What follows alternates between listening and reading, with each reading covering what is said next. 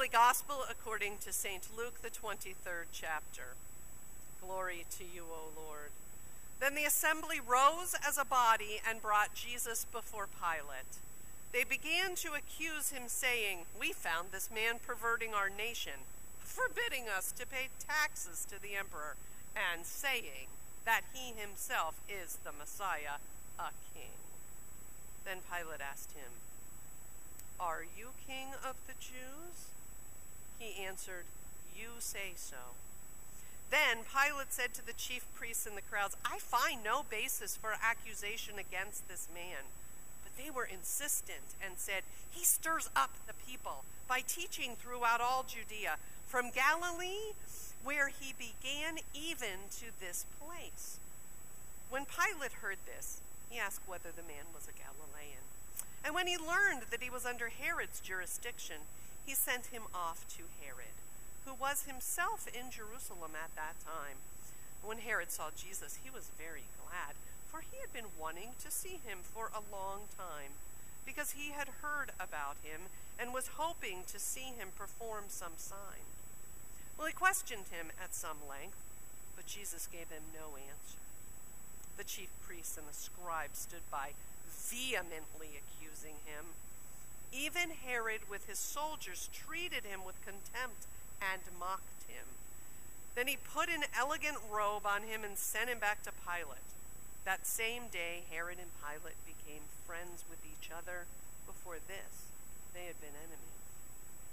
Pilate then called together the chief priests, the leaders, and the people, and said to them, "You brought me this man as one who was perverting the people. And here I have examined him in your presence, and I have not found this man guilty of any of your charges against him. Neither is Herod, for he sent him back to us. Indeed, he has done nothing to deserve death. I will therefore have him flogged and release him." Then they all shouted out together, "Away with this fellow! Release Barabbas for us!" This was a man who had been put in prison for an insurrection that had taken place in the city and for murder. Pilate, wanting to release Jesus, addressed them again, but they kept shouting, "Crucify him! Crucify him!" A third time he said to them, "Why? What evil has he done? I have found in him no ground for the sentence of death. I will therefore have him flogged and then release him."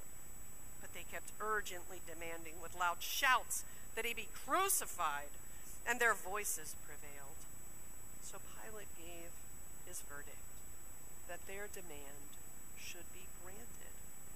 He released the man they asked for, and the one who had been put in prison for insurrection and murder, he handed Jesus over as they wished.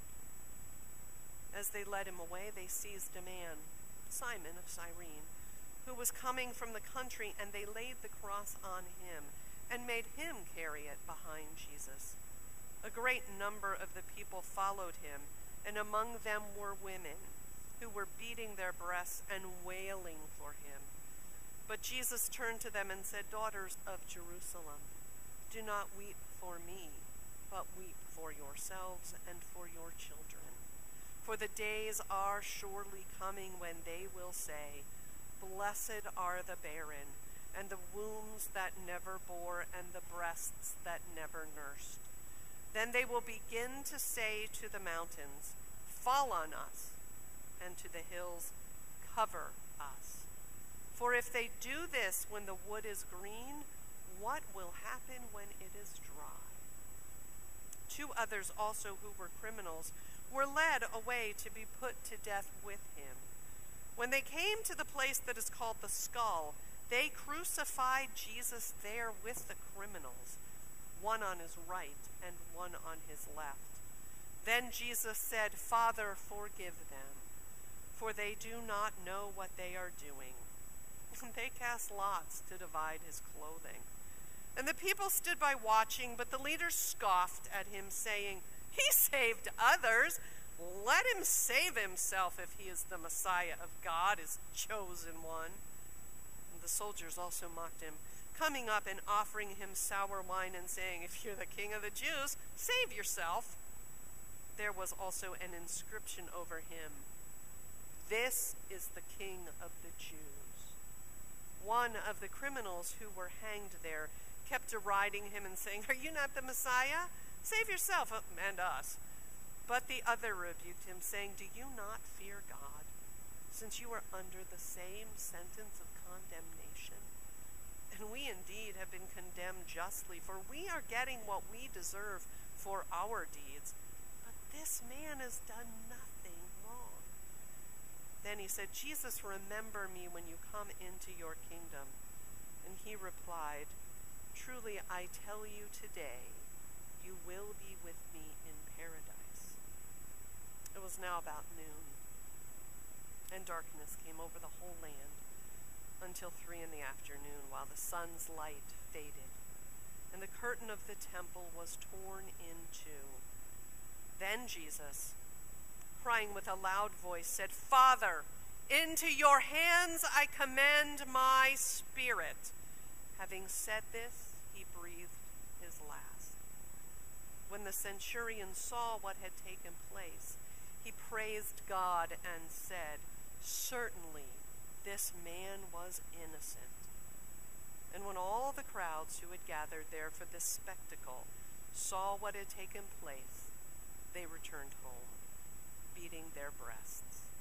But all his acquaintances, including the women who had followed him from Galilee, stood at a distance watching these things. This is the gospel of the Lord. Praise to you, O Christ. Please be seated.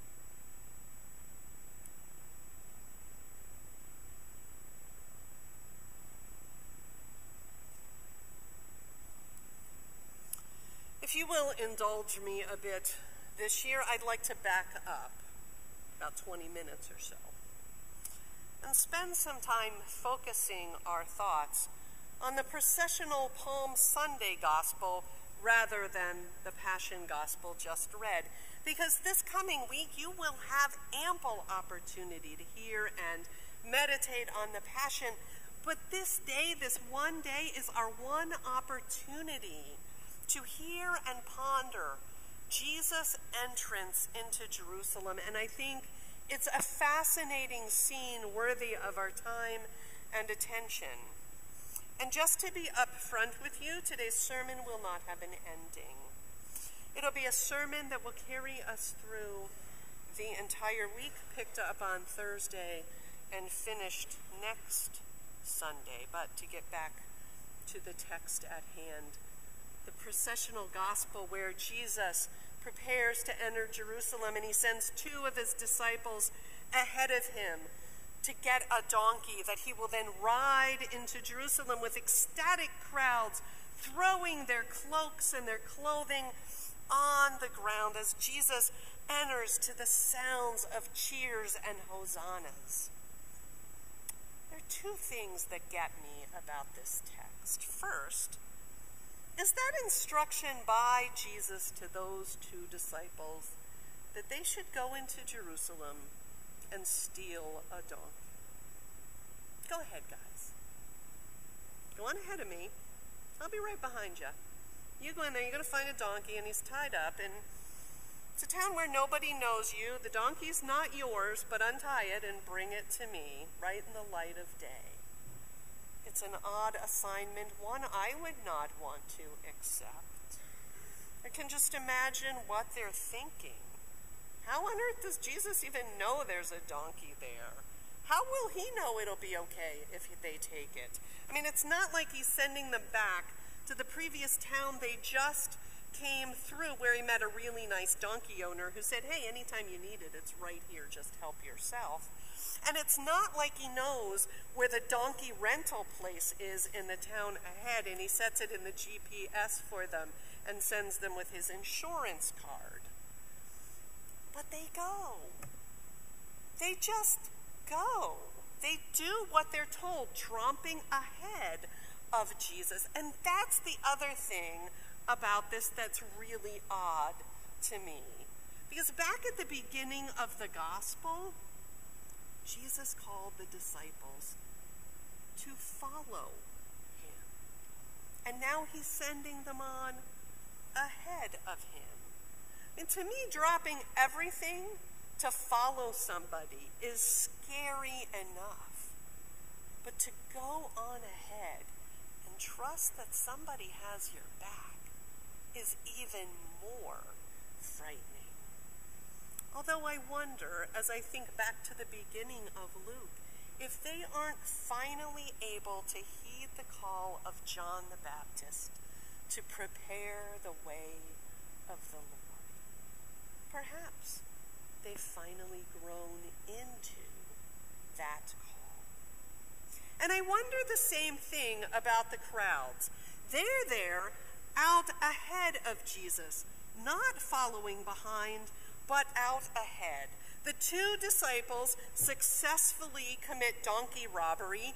They've brought the beast to Jesus. He rides the animal into Jerusalem, and the crowds are gathered ahead of him, preparing his way, as it were, spontaneously tossing their cloaks and scarves and other expendable clothing onto the street, joyfully calling out, "Blessed is he who comes in the name of the Lord." They're ahead of him, anticipating his arrival. And their chant rivals the announcement of the birth of Jesus made by the angels. Peace in heaven, glory in the highest heavens.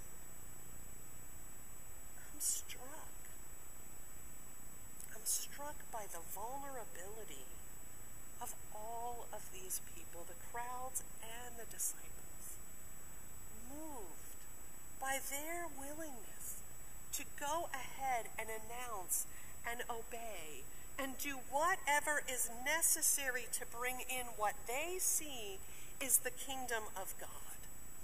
All the while, they have no idea what's ahead. They don't know that when the going gets tough, they're all going to scatter and vanish. Their chant is about to turn against Jesus from Hosanna to crucify in just a few short days.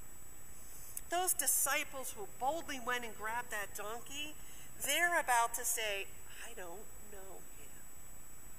I don't know who he is. They're about to betray him. They're about to abandon him. But for now, they're willing to go ahead of him. For now, they are preparing his way for his final sacrificial act for them. Back when I worked for the Navy, every September was mandatory overtime. 13-hour days, 6 days a week. Sunday was optional. All in the interest of spending as much money as possible so that the same amount or more could be asked for the next year. One year, a few days into this mandatory torture, and there were no windows in our building, we were tired of sitting at our desks. We were tired of pushing contracts through. We were tired of spending money on things that was completely unnecessary. We whined, we complained, we fussed, we groaned, and we did it all very loudly. We begged our boss to turn us loose just for a few minutes so we could see the light of day. We'd shown up in the dark. We left work in the dark. It was awful.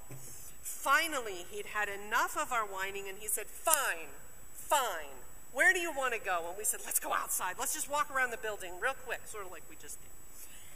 Fine. So he got up and went ahead of us, because his office was first. Anyhow, we're tromping along behind him. We're coming close to the door. We're going to see the light of day. And as we're about to round the final corner with Rich out ahead of us, we hear the colonel's voice booming ahead around that corner. Where are you going?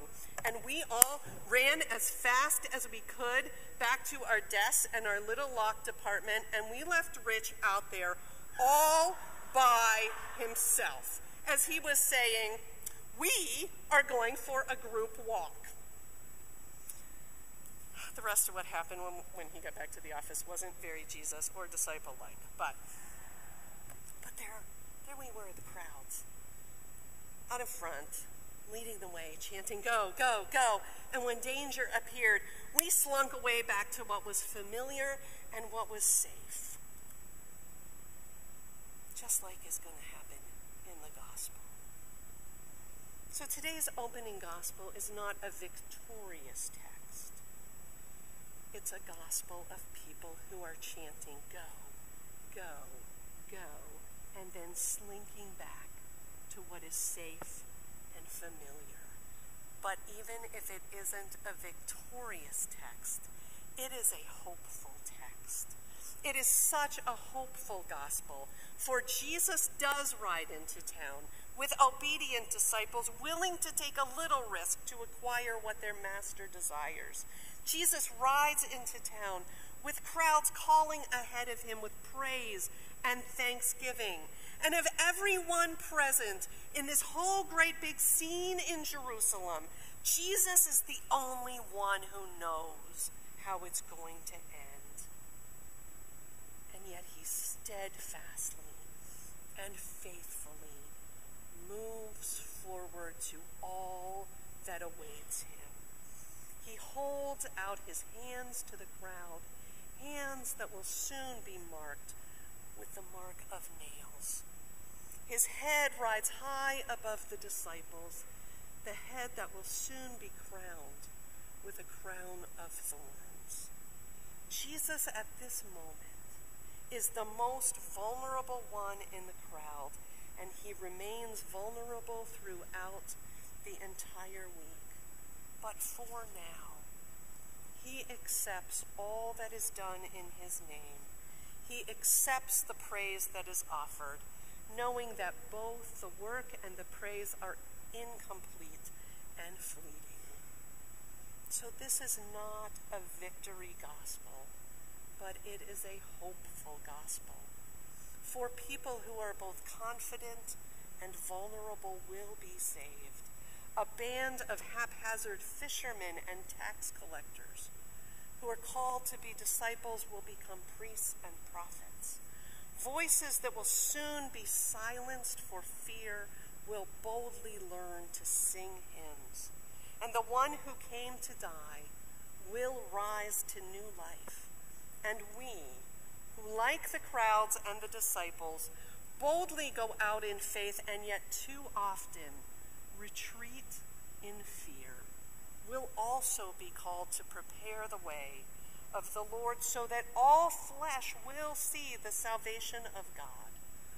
So for now, let us join the first disciples as we begin the walk ahead into the